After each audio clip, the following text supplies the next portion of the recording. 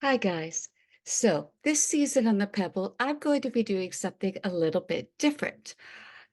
Before each episode, I'm just going to introduce why it's part of the Pebble. So, today I will be talking with Dan, and we're going to be talking about what I consider the first pillar of the Pebble, which is about getting to know you and what is your Pebble. So, today, the first Pebble is for Dan, finding his home, sort of his emotional home. So I hope you enjoy it. I'm really happy that Dan came back to talk to me on this episode. He's a good friend to me and to the show, as they say. That made me feel very Hollywood, very Kelly Clarkson or whatever the other, you know, television show hosts say. That was so corny, but you guys know me. So, welcome to episode 2 of season 2. I hope you enjoy it. And if you do at the end,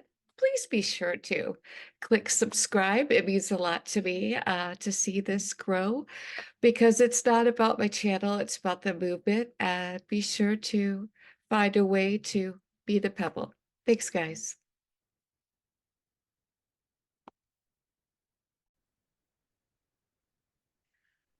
All right. Well, I would like to welcome back a guest of mine that many of you may recognize from more than one episode from season 1, which is my Scouse friend, Daniel. Hello. Hi. And Daniel and I sometimes talk off screen, believe it or not. And one of the things that we have discussed is um, in the post-pandemic world, a lot of us have looked to what it is to be isolated and lonely and finding our place in the world. And I really think that is a part of the pebble and finding who we are and what makes us happy. And if we can find that, then we can find our place and who we are meant to be. So, Daniel has seen a film that has had a very profound effect on him and has made him really think about that for himself. So I'm going to stop talking and let Daniel, with his divine accent, start doing a little talking. So basically, I mean, obviously the film came out in America first, just before Christmas. So All of Us Strangers, featuring Andrew Scott, just a really sort of profound film about sort of love, loss, family, but also at the heart of it as well. It's not the entire sort of premise of the film, but obviously there are two sorts of male characters who do end up in a relationship with each other. But one of the main characters I felt like I really sort of identified with just because he's sort of a similar age to myself, quite isolated, sort of never really been in love. Um, he also sort of wants to kind of get a resolution to a lot of issues that he had when he was growing up. He lost his parents when he was quite young in a car accident. And he kind of goes back in time almost, sort of when his parents were still alive, but he's visiting them as himself as he is now. So it's a really, really clever piece of filmmaking in the sense that we're kind of straddling sort of like different time zones, and he's getting certain resolutions that he never got to have. It was robbed of when his parents died. So it just really kind of spoke to me um, the first time that I watched it. And I've never felt compelled to sort of straight away the next day see a film again, and then again, and then ended up sort of watching it like 11 times in about 6 weeks. Um, And I felt like I'd just been overwhelmed with something that I felt like I really, really kind of just needs to explore again and again and again and again. And the only thing that I can think of is just the fact that I really, really sort of identifies with the Asm character, played by Andrew Scott. Again, just because I saw so many similarities in him that I kind of had as well. Um, and it was just a bit of a sort of cathartic Mm. experience, which really helps me, to be honest. And I just felt like I needed to kind of go through that kind of like free therapy, I suppose. Well, not really free, obviously paying for the ticket, to go to sort of watch it, like, but just in sort of like screen form, just kind of seeing someone, obviously the character's not real, but seeing someone being depicted, you know, that you really, really felt, hey, this is, you know, this is someone that I really, really kind of can see, I understand the journey because, I've been through similar things, and that doesn't happen very often. Yeah, It's testament to Andrew Scott's sort of performance to make that character as believable as possible. yeah. Um, which I really, really sort of, and so obviously with in terms of like the isolation, and the character is a screenwriter, and so obviously his profession allows him to be quite isolated. Obviously, my profession doesn't allow me to. I've obviously got to be out Oh, meeting you're people in and a stuff. forward facing, and for I'm those in a who don't know, forward-facing role, tell so them what you do, obviously, just in yeah, case, exactly. Yeah, just in case exactly. this is And someone's first time, tell them what you do. so I work on the railway, so obviously I'm very visible, very sort of customer facing, which I absolutely love.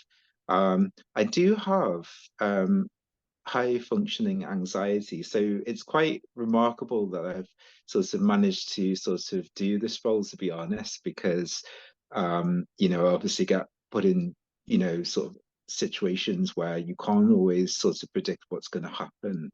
And so it's a huge achievement for me to kind of do what I love to do, despite sort of having all these sorts of anxieties and insecurities and all of Let that. me ask you And something on that. Do you think that's kind of a blessing, though, that you're kind of forced?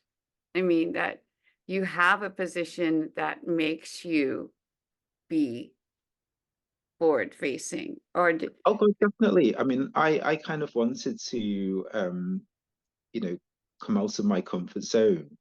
Um and it I think if I really felt like it wasn't, like I wasn't able to kind of do it, I don't think I would have lasted as long as I have. And so again, that's testament to sort of my sort of in confidence, as it were. Um, well, I think maybe too, it shows your growth because we've talked, in previous times about the arc that you've come at coming out of the pandemic, and you have had a big growth that you've shared with me. But two, I having a child that struggles with this, and seeing his growth and how he's been pushing himself into positions that make him be that way, and how he has grown. I wonder too sometimes if, when you are naturally an introvert and have anxiety, that sometimes when those forced opportunities are no longer there, there's an ease in it, and you sort of can feel like, "Oh, I don't have to do that." But then does that also further complicate and worsen the situation, because then there's nothing if you're not a natural person to push yourself out of that, and there's nothing forcing you out of it, does it then further force you into your isolation? Does that make sense? Exactly. Exactly. And this kind of leads on to sort of Adam's plight because, again, as I said, because he's a screenwriter, he's kind of his profession allows him to kind of shut himself away. Mm, And then he kind of his world kind of changes because then he meets Harry, who lives in the same apartment block as himself, and who's younger, who's a lot more forward and a lot more confident. And he kind of like what you're saying, kind of pushes him out of his comfort zone, and he's quite uncomfortable about, sort of being approached by someone as forward as Harry. And so he kind of sends him away, pushes him away at the beginning because he's scared. Um, and so it's quite sort of tender to kind of see how sort of gentle and sort of how their relationship kind of blossoms at the beginning. And it kind of, again, that sort of theme of hope kind of, is sort of woven through the film. To even though obviously there's lots of elements where it's extremely sad, obviously with, Adam losing his parents, and obviously Adam being on his own for so long and all of that. But there are elements of hope which kind of permeate the film and kind of show that you do need to sort of move on to a certain extent, but you have to kind of understand what happened before and go through, those emotions to sort of confront those emotions and then be able to move on. So as I'm sort of going back in time to kind of meet his parents as an adult, and also meeting Harry have both been sort of instrumental in him kind of being able to kind of progress and move on from, all of the mental anguish that he's sort of been going through. Um, and I suppose in a way, kind of my profession has kind of helped me, obviously push through, my kind of insecurities and kind of, you know, that horrible sort of niggling feeling of, the imposter syndrome kind of going, oh, you're not good enough, you can't do this and you can't do that. And it's like, no, actually I can.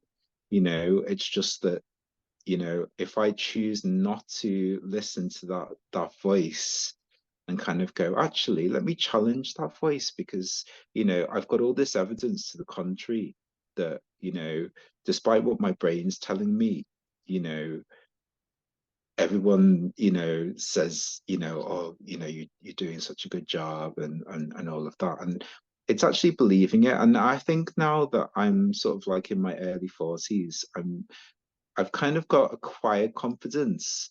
I'm not quite there because I'm still the default is always kind of goes to being hard on myself and comparing myself to other people. And it's a long sort of journey, but I'm slowly still, sort of saying to myself, you know what, I've actually gone through so much and yes.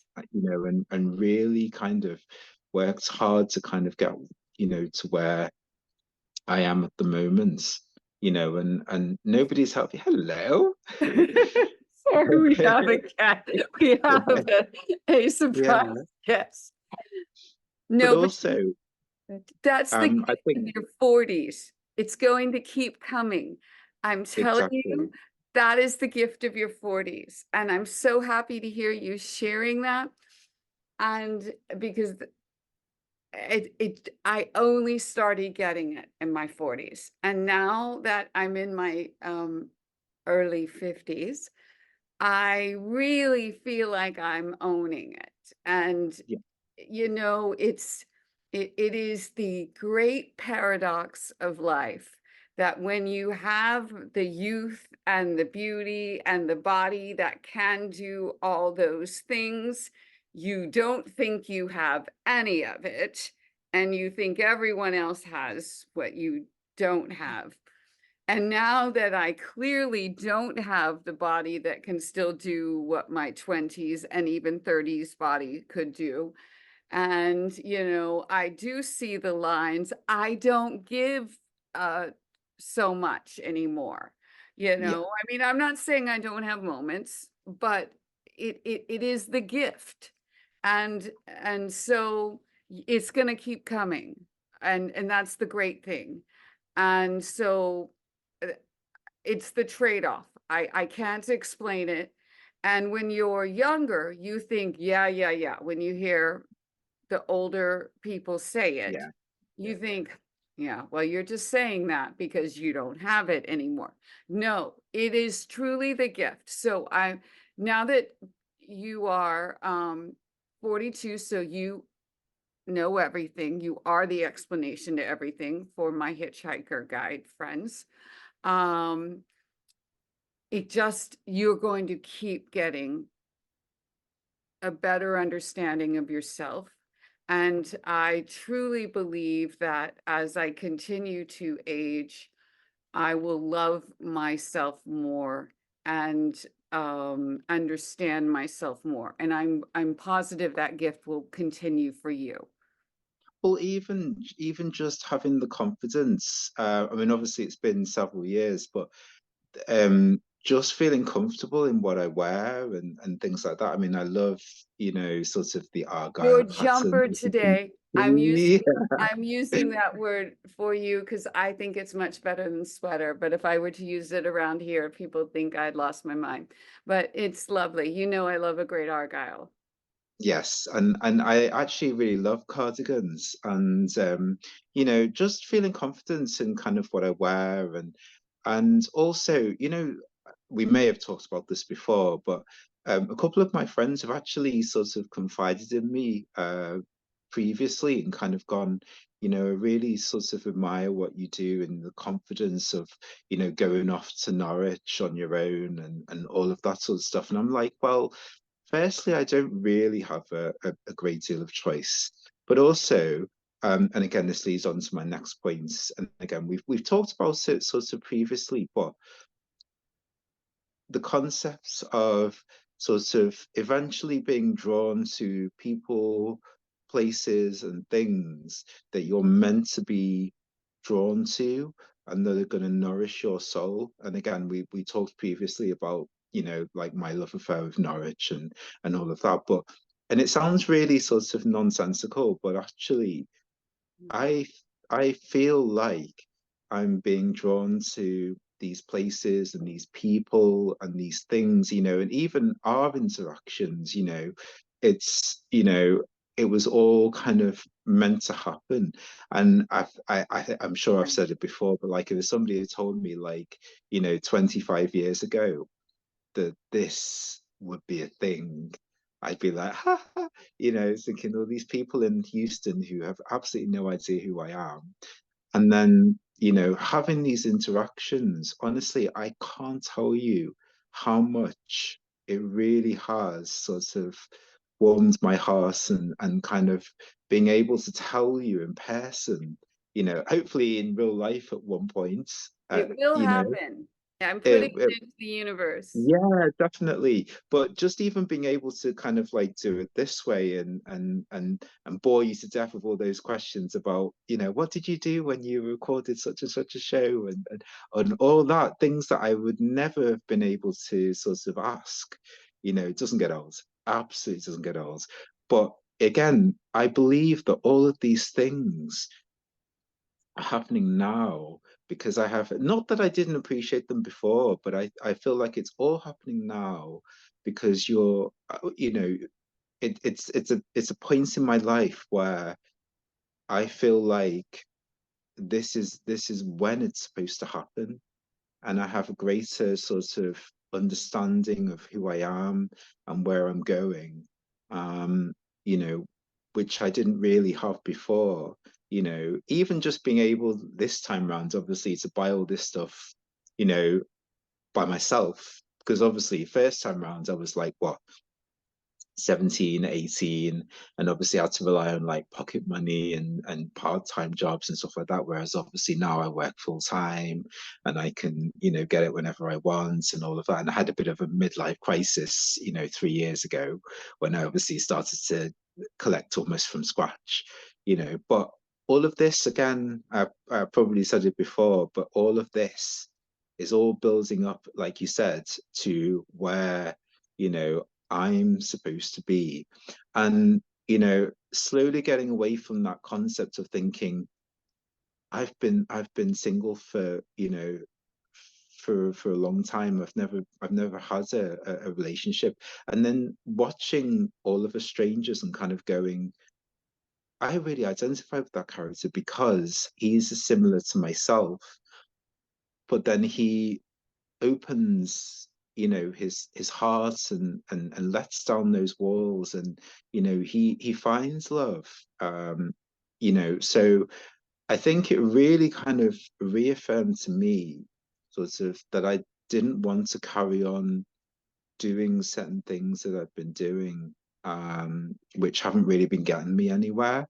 And I really kind of felt like this film, okay, people might say, oh, it's just a film, right? But I think in terms of like the universal messages, and because again, as I said before, obviously the two protagonists are male and they are kind of in a relationship with each other, but the overall themes such as love, loss, and family, they're universal, which probably explains why quite a lot of my friends who aren't in the LGBTQ plus community have also taken to it. And I've actually been quite surprised when, someone's told me, oh, I've watched it as well. And I'm like, oh my gosh, really?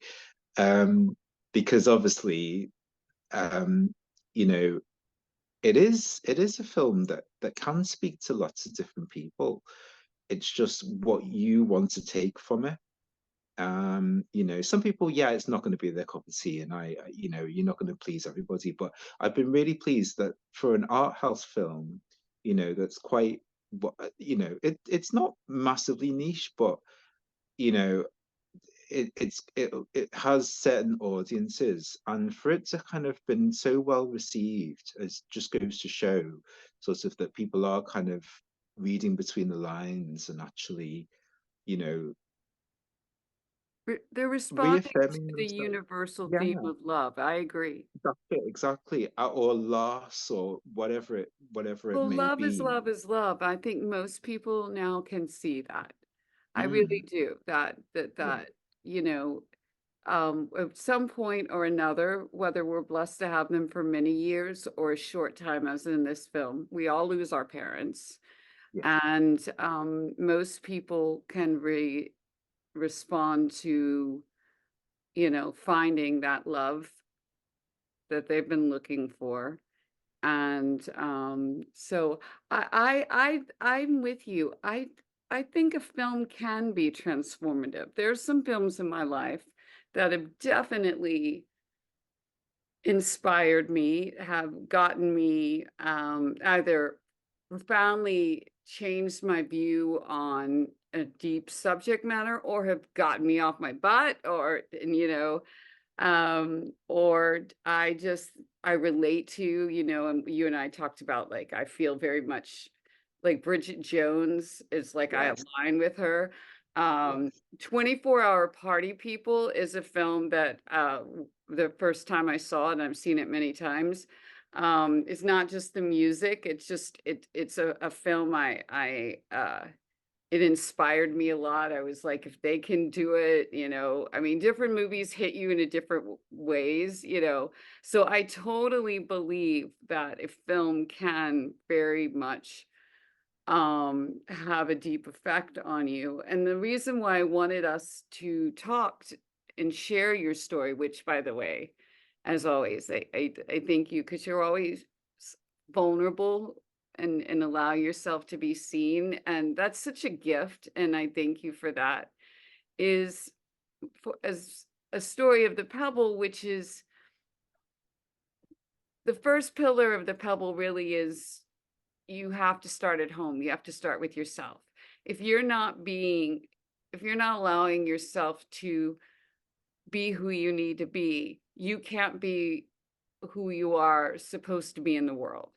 And so we've talked a lot in season one about the little things we can do to make our self feel better, but we also are, you know, wanting to move towards the bigger self, which is you've been really starting to read those signs of where do you want to be in this world? Who do you want to be? With whom do you want to be?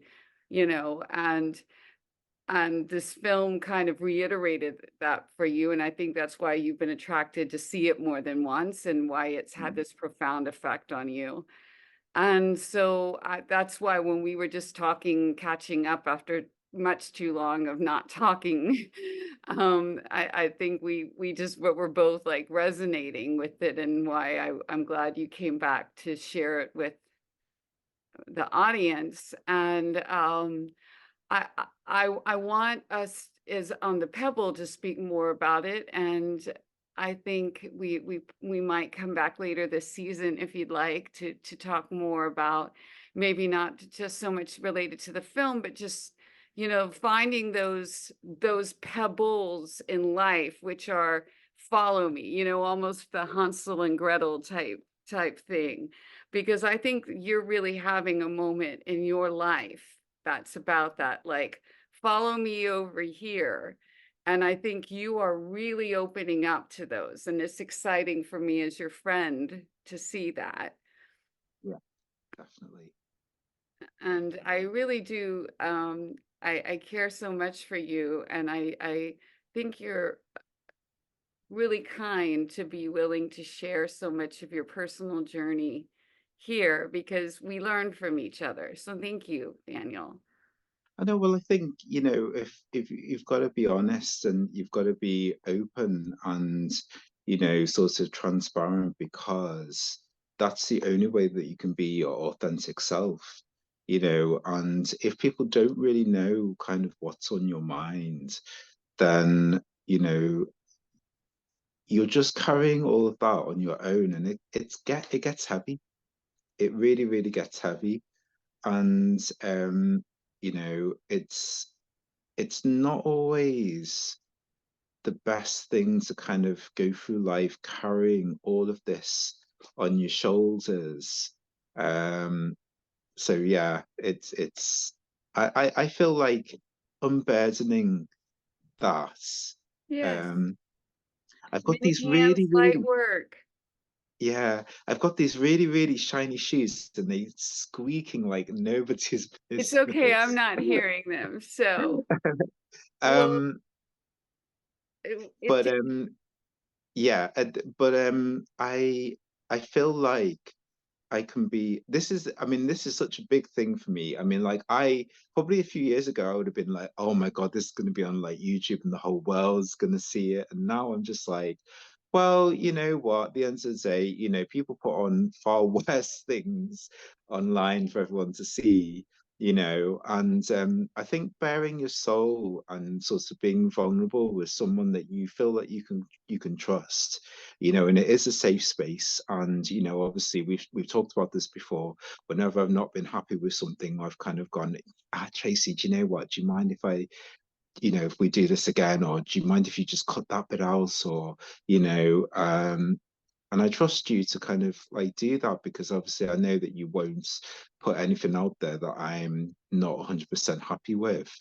Um, you know, so squeaks and all. I know you said you can't hear it, but like I was just sort of like, but yeah, it's you know, that takes a lot to kind of feel comfortable with someone to kind of go, you know what. And but speaking up I think is important, because I think sometimes, if again, if I've been there before, like years ago, where I would never speak up about something and then I'd really feel resentful about it afterwards, and I'd be like, well, you can't really be mad because you never said anything, Yeah. So by not saying anything, you're basically saying that's okay.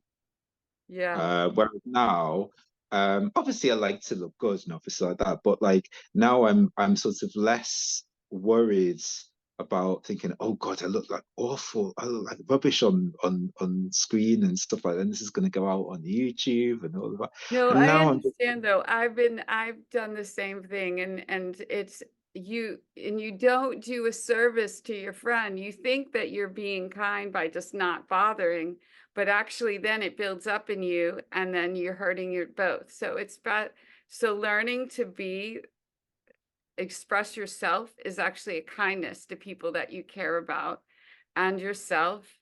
And I and like you said, it's not good to hold these things in.